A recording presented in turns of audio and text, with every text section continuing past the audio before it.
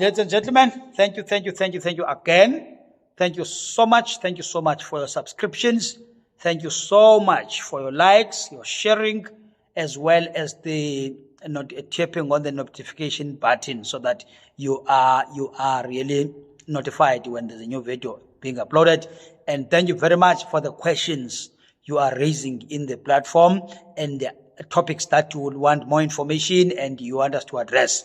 Yes, we are going to do that, but we're going to finish, right? When we finish this, the last video on this CV writing will be, of course, addressing the issues that we have raised in the comment section. Thank you very much. Thank you very much. Thank you very much. Okay, this is part 3. Remember, we started part 1, CV writing, part 2, CV writing. We're dealing part 3, CV writing. We're still dealing with elements of CVs. Okay, right. We are dealing with element number 7 now. Element number 7, of course, is the skills. Okay, is the skills. Okay, look at the skills. We're going deep now in the skills. Remember, we'll always stress that look at the required skills in the advert, right? Required skills in the advert and capitalize on that, right? Let me share quickly my story of one of the interviews that I had and I got that post. What happened there was that they needed an assistant director who was going to do what was called advocacy, communication, and social mobilization. I applied. Of course, I applied. So when I was about to go to that interview, my then boss, where I was working, said, "You know what, Chief? One of the skills you've got is what is called sense of humor, right? One of the skills. Number 2, the skills that you have is a problem-solving skills, right? Whenever there is a problem, you come to me as your boss saying, boss, there is this problem. I tried A, B, C, and D, and I solved it. Or I tried A, B, C, and D, and I'm unable to solve it. Then help me." So he said, I like that because you identify a problem and you come up with solutions. Some they work, some they don't. You know, which means it's your skill. It's a problem solver, right? 2, you've got sense of humor. You are able to deal with different type of people, highly educated, non-educated. So as long as people, so you zoom into that space, you make them laugh and all that, capitalize on that skills because they might need them there. Okay? Then I went to this interview. Then we started. Then we got in. Then they interviewed me. Hey, I zoomed in with my jokes and what. They laughed. The panel laughed. It was a very different session. My session was different because you know that that in the interviews is tense. You know, it's tense. Anxieties are up and all that. But for me, it was a different story. We were laughing. I was responding to questions. I would even make examples about them. So they laughed and all that. They laughed. I remember the chairperson of the panel said, no, let's finish now. Let's finish. There are other candidates that need to come when we need the whole week with you. Then I said, it's fine, organize it. And we laughed again. Then I left. When I got the post, I was given a feedback that, you know what? That thing you've done of making us to laugh and all that, but still addressing the issues, is one of the things that made you to stand out of the crowd.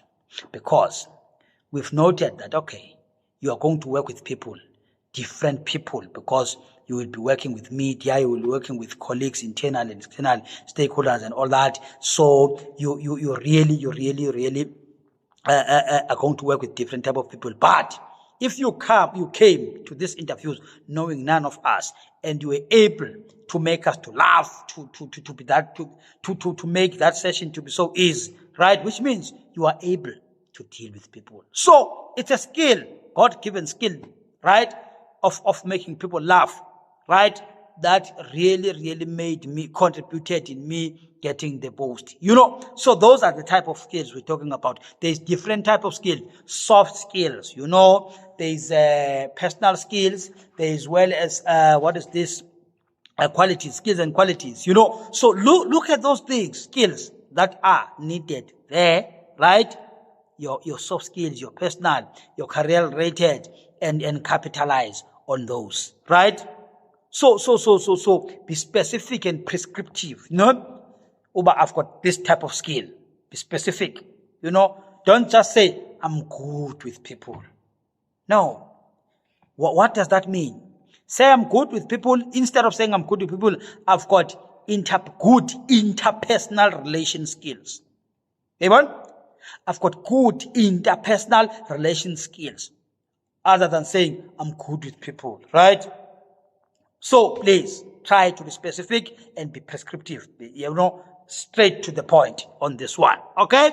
Types of skills, of course. I've touched on that as to look at the type of skills that they need. If it's the soft skills, it's the personal skills, it's career-related skills, then try to think what you have in relation to what they need, right?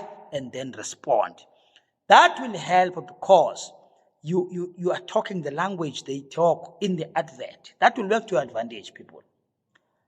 Believe me when I say that. Okay? Yeah.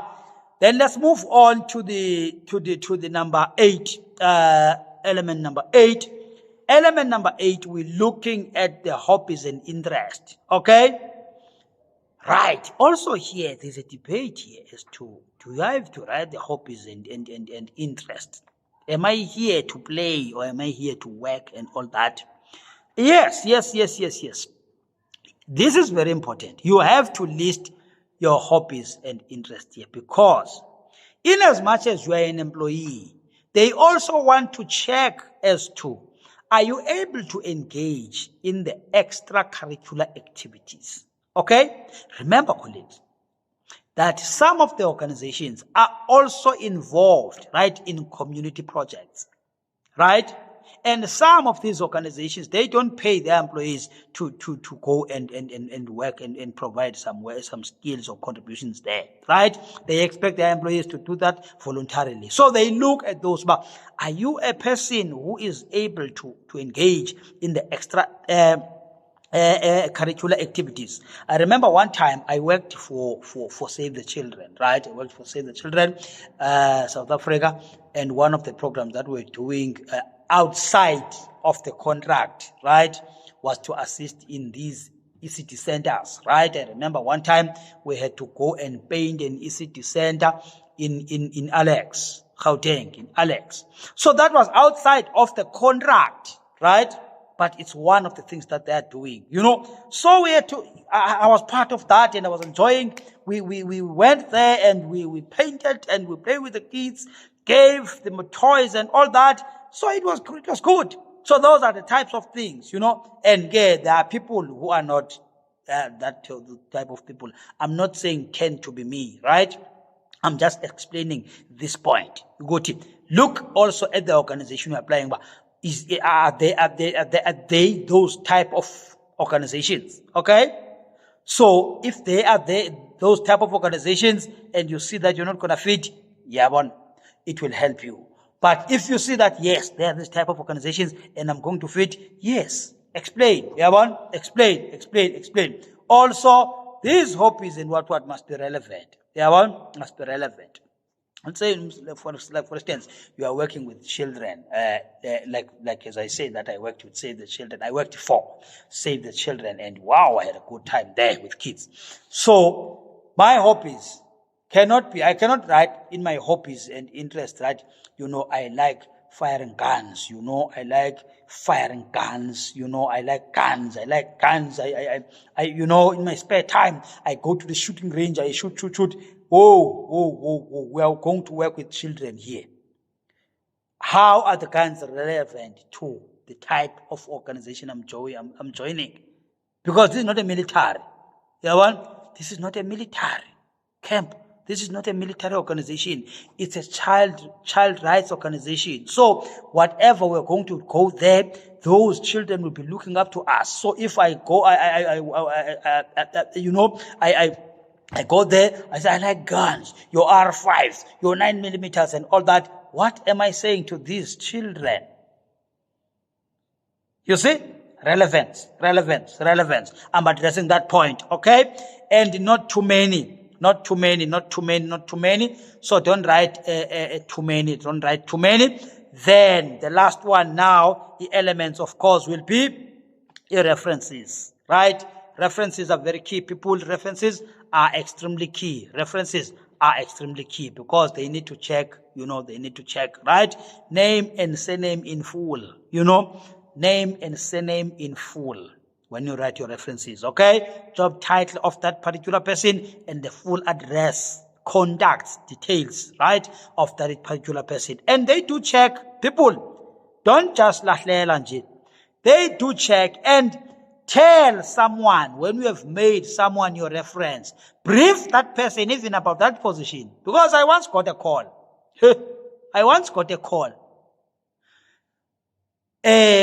Not knowing that someone has put me as a reference, right? Got a call, so and so. Yes, I know. How we are from this organization. We're doing a background check of this person and all that. And guess what? I don't even know what this person had applied for. Please, people, make the person you are making, make them aware that you are making them your references. Tell them what we have applied for, so that at least now his or her thoughts can be organized according to what the post is saying. You can even share the advert so that this person can be able to see and interact with the advert, so that when that person markets you, they also market you in accordance with the job description, right? Please. Lastly, in this, right, CV writing, use a proper language. Proper language is the language that is welcomed in the writing world of South Africa, right? Now, of your country, if you're outside of South Africa. I know now that social media is doing a lot in terms of the language, Osabawel, LOL, and all that. In your CV, write professionally. Don't write Osabawel or what. No, you don't bawel here, right? Write professionally. Organize your language. Proofread.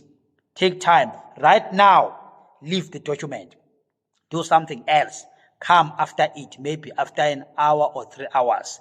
Then again, after your mind has been distracted, go through it. Then you'll be able to pick up things that you could not when you have zoomed in over 4 hours. So, on that note, thank you. Keep on subscribing. Keep on telling us what you want to hear more, which topics again, even if it's outside of GIS, tell us the topic, we are going to bring it alive. Thank you so much.